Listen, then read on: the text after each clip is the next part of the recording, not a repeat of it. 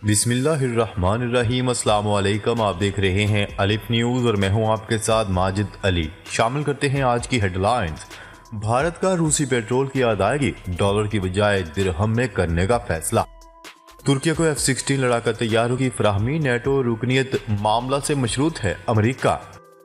योम यकजहती कश्मीर, कश्मीरियों के अज़म को दबाया नहीं जा सकता ISPR। रूस और यूक्रेन के दरमियान जंगी कैदियों का तबादला। अमरीकी सदर ने इसराइली मौकफ मुस्तरद कर दिया। यूक्रेन का मगरबी हथियार रूस पर हमलों के लिए इस्तेमाल न करने पर इत्तेफाक। अमरीकी लड़ाका तैयारे ने चीन के गुब्बारे को मार गिराया। साबिक सदर परवेज मुशर्रफ दुबई में इंतकाल कर गए।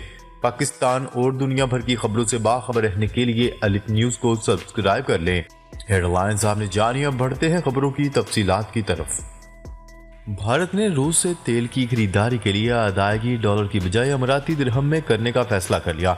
भारतीय मीडिया की रिपोर्ट के मुताबिक मोदी सरकार ने एक बार फिर रूस से पेट्रोल खरीदने के लिए अदायगी डॉलर की बजाय मुत्तहिदा अरब अमारात की करेंसी में करने का फैसला कर लिया है और इस सिलसिले में स्टेट बैंक ऑफ इंडिया ने अमारात में एक ब्रांच भी खोल ली है।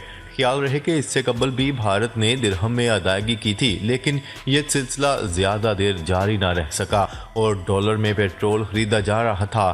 ताहम अब वो दोबारा दिरहम के इस्तेमाल का आगाज़ किया गया है। इससे कबल भारतीय ताजरों ने मशवरा दिया था कि G7 की जानिब से रूसी खाम तेल पर आयद करदा हद के बायस मुकर्रा हद के अंदर अदायगी डॉलर में की जाए, अलबत्ता इससे ज़्यादा खरीदारी पर अदायगी दिरहम में की जाएगी।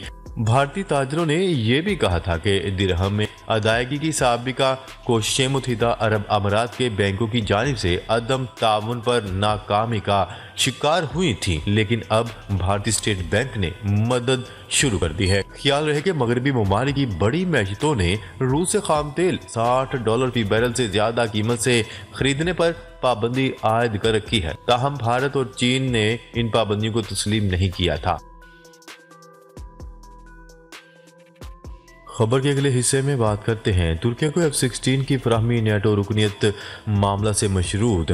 अमरीकी सेनेटर्स के एक दो तरफा ग्रुप का कहना है कि कांग्रेस तुर्की को F-16 लड़ाका तैयारों की $20 बिलियन की फरोख्त की हमायत इस वक्त तक नहीं कर सकती जब तक वो स्वीडन और फिनलैंड की नेटो में शमूलियत पर रजामंदी जाहिर नहीं करता। सऊदी ज़राया ब्लॉग के मुताबिक अमेरिकी सदर जो बाइडन को लिखे गए खत में 29 डेमोक्रेटिक और रिपब्लिकन सेनेटर ने कहा कि दोनों ममालिक तुर्की की तरफ से दरख्वास्त करदा नेटो की रुकनीत की शराइत को पूरा करने के लिए भरपूर कोशिशें कर रहे हैं। ताहम दूसरी जानिब तुर्की का कहना है कि स्वीडन को मजीद कुछ करने की ज़रूरत है। सेनेटर्स ने ख़त में लिखा कि जिस वक्त तुर्की ने नेटो के अलहाक के प्रोटोकॉल की तोसी कर दी, इस वक्त कांग्रेस F-16 लड़ाका तैयारों की फ़रोख्त पर गौर कर सकती है। ताहम ऐसा करने में नाकामी से इस ज़ेरे इल्तवा फ़रोख्त पर सवालात उठ जाएंगे। खबर के अगले हिस्से में बात करते हैं। मुल्क भर में योम यकजहती कश्मीर मिली जोश और जज्बे के साथ मनाया जा रहा है।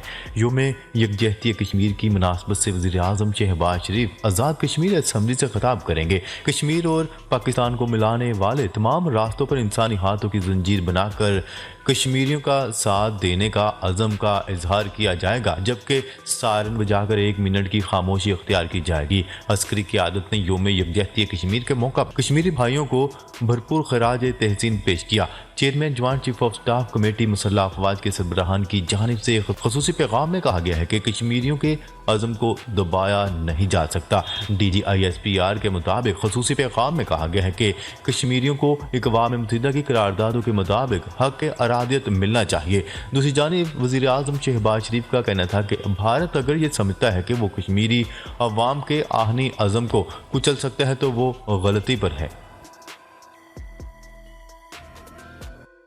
खबर के अगले हिस्से में बात करते हैं। रूस और यूक्रेन के दरमियान जंगी कैदियों का तबादला किया गया, जिसके बाद दर्जनों कैदी अपने अपने वतन रवाना हो गए। यूक्रेन के सदारती मशीर ने सोशल मीडिया पर बताया कि रूस ने 116 यूक्रेनी फौजियों को रिहा कर दिया। उनका कहना था कि रिहा किए गए कैदियों में वो अहलकार भी शामिल हैं जिन्होंने मारियोपोल पर रूसी हमलों का दिफा किया था। उन्होंने कहा है कि खैरसून इलाके में लड़ने वाले बखमोत शहर में तैनात किए गए स्नाइपर्स को भी रिहा कर दिया गया है। दूसरी तरफ रूस के वजारत दिफा के हुकाम का कहना है कि कैदियों के तबादले में यूक्रेन ने 63 फौजी एहलकारों को रिहा किया। खबर के अगले हिस्से में बात करते हैं। अमेरिकी सदर जो बाइडेन ने मस्जिद अक्सा के मामले पर इजरायली मौक़िफ़ को मुस्तरद कर दिया।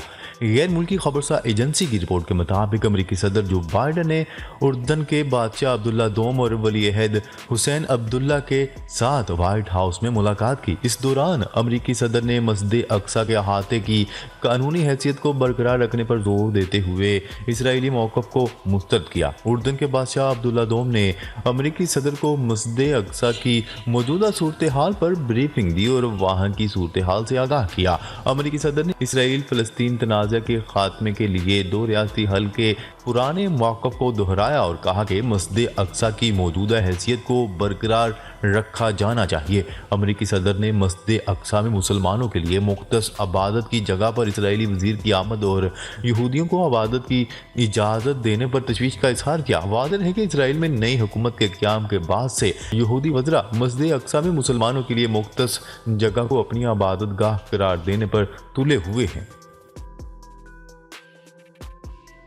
खबर के अगले हिस्से में बात करते हैं। जर्मन चांसलर का कहना है कि यूक्रेन के सदर व्लादिमीर ज़ेलेंस्की ने इस बात से इत्तफाक किया है कि मगरबी ममालिक की जानिब से फराहम किए गए हथियारों को रूसी सरजमीन पर हमले के लिए इस्तेमाल नहीं किया जाएगा।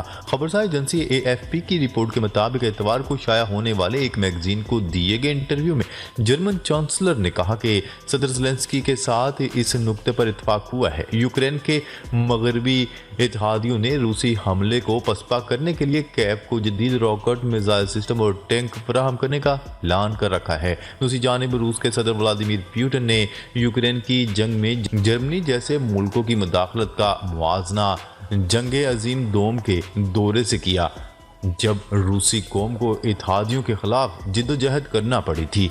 सदर पुतिन का कहना था कि हमें बार बार मजबूर किया जा रहा है मगरब की इज्तिमाई जारहियत का मुकाबला करें।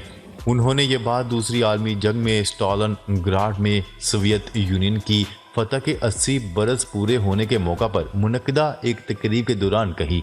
ताहम जर्मन चांसलर ने अपने इंटरव्यू में एक सवाल के जवाब में सदर पुतिन के इस मुआवजे को मुस्तरद कर दिया। खबर के अगले हिस्से में बात करते हैं। अमेरिकी लड़ाका तैयारे ने चीन के गबारे को मार गिराया। पेंटागन ने गबारे को जनूबी कैरोलिना के साहिल पर निशाना बनाने की तस्दीक की है। पेंटागन का कहना है कि जासूस गबारा चीन की नाकाबिल कबूल खिलाफ वर्जी है। अमेरिकी सदर ने चीनी गबारा मार गिराने पर अमेरिकी फौज को मुबारकबाद दी।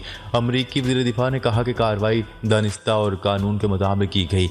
उन्होंने कहा कि कार्रवाई ये जाहिर करती है कि सदर जो बाइडेन और इनकी कौमी सलामती की टीम हमेशा अमेरिकी आवाम की हिफाजत और सलामती को अव्वलियत देगी। अमेरिकी वज़ीर दिफा ने मज़ीद कहा कि चीन की जानिब से हमारी खुद मुख्तारी की नाकाबिल कबूल खिलाफ वर्जी का मौसर जवाब दिया जाएगा। चीनी गबारा चंद दिनों से अमेरिका के ऊपर परवाज कर रहा था। अमेरिकी मीडिया के मुताबिक इब्तिदा में हिफाजती इक़दामात के पेश नज़र इसे निशाना नहीं बनाया गया था। वाज़ेह रहे कि जुम्मे के रोज़ चीन ने गबारे की मलकियत का एतराफ़ करते हुए कहा था कि ये मौसम की सूरत हाल जांचने वाला गबारा था जो अपने रास्ते से भटक गया था। चीन का कहना था कि अमेरिकी फ़ज़ाई हदूद में गबारे के गैर इरादी दाखिले और सूरत हाल पर अफसोस है।